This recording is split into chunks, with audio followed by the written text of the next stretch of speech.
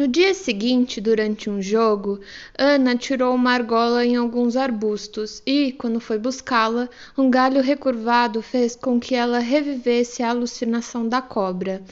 E, ao mesmo tempo, seu braço direito ficou distendido com rigidez. A partir de então, ocorria invariavelmente a mesma coisa, sempre que a alucinação era recordada por algum objeto com aparência mais ou menos semelhante à da cobra. Essa alucinação, contudo, bem como a contratura, só apareciam durante as curtas absências, que se tornaram cada vez mais frequentes a partir daquela noite.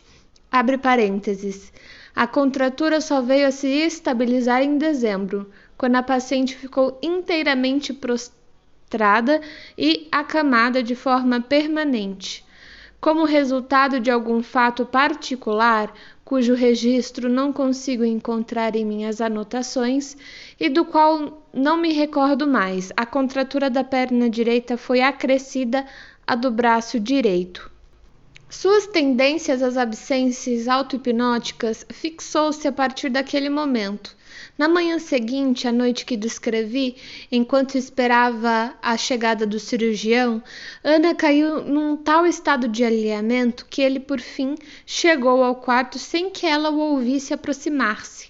Sua angústia persistente interferia com a ingestão de alimentos e conduziu aos poucos a intensas sensações de náuseas. Afora isso, a rigor, cada um de seus sintomas histéricos surgiu sob a ação de um afeto. Não é bem certo se em cada um dos casos houve um estado momentâneo de absência, mas isso parece provável em vista do fato de que, em seu estado de vigília, a paciente ficava totalmente alheia ao que havia acontecido.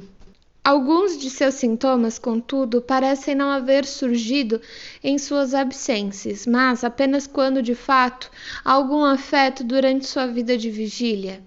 Se foi esse o caso, porém, eles reapareciam da mesma forma. Assim, podemos rastrear todas as diversas perturbações da visão até diferentes causas determinantes mais ou menos claras. Por exemplo, certa ocasião, quando, com lágrimas nos olhos, se achava sentada à cabeceira do pai, ele de repente lhe perguntou que horas eram.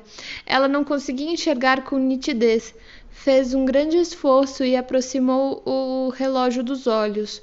O mostrador pareceu-lhe então muito grande, explicando assim sua macropsia e seu estrabismo convergente. Ou então ela se esforçou para reprimir as lágrimas, para que o doente não as visse. Uma discussão durante a qual Ana reprimiu uma resposta à altura provocou um espasmo de glote e isso se repetia em todas as ocasiões semelhantes.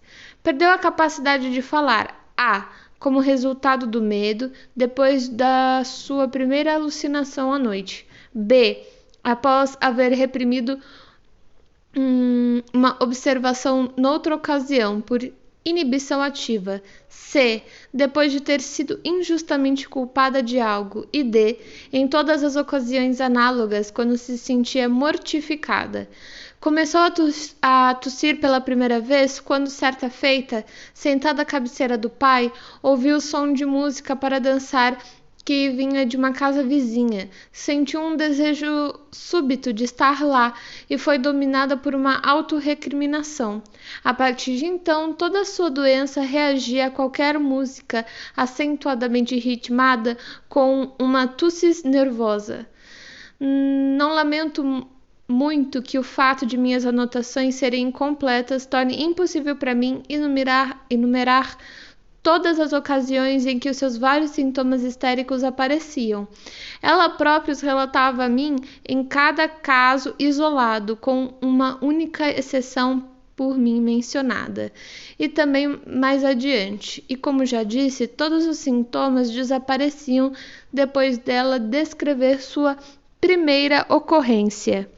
Também, dessa maneira, toda a doença desapareceu. A própria paciente formara o firme propósito de que todo o tratamento deveria terminar no dia em que fizesse 1 ano da data em que foi levada para o campo, 7 de junho.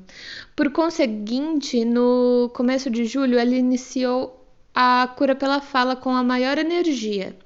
No último dia, recorrendo como ajuda a uma nova arrumação do quarto, a fim de assemelhá-lo ao quarto de doente do pai, ela reproduziu a aterrorizante alucinação já descrita acima, e que constitui a raiz de toda a sua doença. Durante a cena original, Ana só conseguia pensar e rezar em inglês, mas logo após sua reprodução pôde falar alemão. Além disso, libertou-se das inúmeras perturbações que exibira antes. Depois, saiu de Viena e viajou por algum tempo, mas passou-se um período considerável antes que recuperasse inteiramente seu equilíbrio mental. Desde então tem gozado de perfeita saúde. Embora eu tenha suprimido um grande número de detalhes bem interessantes, este caso clínico de Ana O tornou-se mais volumoso do que parecia necessário para uma doença histérica que, em si mesma, não foi de caráter inusitado. Entretanto, foi impossível descrever o caso sem entrar em pormenores, e suas características me pareceram suficientemente importantes para justificar essa exposição extensa. Da mesma maneira, os ovos do equinodermos são importantes na embriologia, não porque o ouriço do mar seja um animal interessante, mas porque o protoplasma de seus ovos é transparente e porque o que nele observamos lança luz desse modo sobre o provável curso dos acontecimentos nos ovos cujo protoplasma é opaco. O interesse do presente caso me parece residir, acima de tudo, na extrema clareza e inteligibilidade de sua patogênese. Havia nessa moça, enquanto ainda gozava de perfeita saúde, 2 características psíquicas que atuaram como causa de predisposição para sua subsequente doença histérica. 2 pontos. Tópico 1. Sua vida familiar monótona e a ausência de ocupação intelectual adequada deixavam-na com um excedente não utilizado de vivacidade e energias mentais. Tendo esse excedente encontrado uma saída na atividade constante de sua imaginação. Tópico 2. Isso a levou ao hábito de devaneio, seu, entre aspas, teatro particular, que lançou as bases para uma dissociação de sua personalidade mental. Não obstante, uma dissociação desse grau ainda se acha nos limites da normalidade. Os devaneios e as reflexões durante ocupações mais ou menos mecânicas não implicam em si mesmos uma divisão patológica da consciência, visto que, ao serem interrompidos, quando, por exemplo, alguém dirige a palavra à pessoa, a unidade normal da consciência é restaurada. Não implica tampouco a existência de amnésia. No caso de Ana O, porém, esse hábito preparou o terreno em que o afeto de angústia e pavor pôde estabelecer-se na forma que descrevi. Tão logo esse afeto transformou os devaneios habituais da paciente numa absência alucinatória. É notável que a primeira manifestação da doença em seus primórdios já exibisse de modo tão completo suas principais características, que depois permaneceram inalteradas por quase 2 anos. Estas compreendiam a existência de um segundo estado de consciência, que surgiu primeiro como uma absência temporária e depois se organizou sob a forma de um double conscience, uma inibição da fala, determinada pelo afeto de angústia, que encontrou uma descarga fortuita nos versos em língua inglesa. Posteriormente, a parafasia e a perda da língua materna, que foi substituída por um inglês excelente, e por fim a paralisia acidental do braço direito, em virtude da pressão, que depois evoluiu para uma paresia espástica e anestesiada do lado direito. O mecanismo pelo qual esta segunda afecção veio a existir mostrou-se em inteira consonância com a teoria da histeria traumática de Charcot, um ligeiro trauma ocorrido durante um estado de hipnose. Mas, enquanto a paralisia experimentalmente provocada por Charcot em seus pacientes se estabilizava de imediato e, enquanto a paralisia causada em vítimas de neuroses traumáticas devidas a grave choque traumático logo se estabelece, o sistema nervoso dessa moça ofereceu uma resistência bem-sucedida durante 4 meses. Sua contratura, bem como as outras perturbações que se acompanharam, só se estabeleceu durante as curtas absências e em sua condition second, deixando-a durante um estado normal, com pleno controle do corpo e em posse de seus sentidos, de modo que nada foi observado nem por ela própria, nem por aqueles que a cercavam, se bem que a atenção deles estivesse enfocada no pai enfermo da paciente, por conseguinte, desviada dela. Entretanto, uma vez que suas absências com sua amnésia total e fenômenos histéricos concomitantes tornaram-se cada vez mais frequentes a partir da época de sua primeira auto-hipnose alucinatória, as oportunidades se multiplicaram para a formação de novos sintomas da mesma espécie, e o que já se haviam formado tornaram-se mais fortemente entrincheirados pela frequente repetição. Além disso, qualquer afeto angustiante súbito passou gradativamente a ter o mesmo resultado de uma absência, embora a rigor seja possível que esses afetos causassem de fato uma absência temporária em todos os casos.